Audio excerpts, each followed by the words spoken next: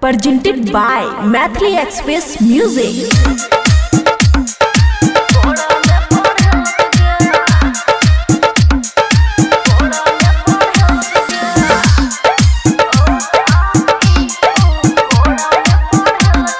खुशी recording studio Balwaha.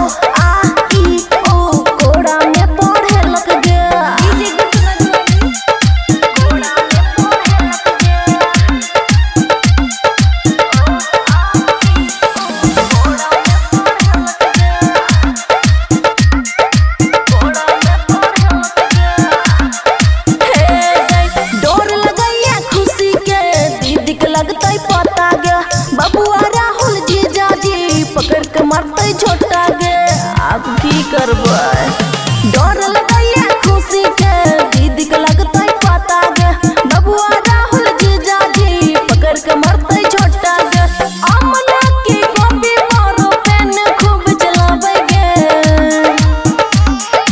ओ आ ई ओ कोरा में पढ़े लग गया ओ आ ई ओ कोरा में पढ़े लग गया।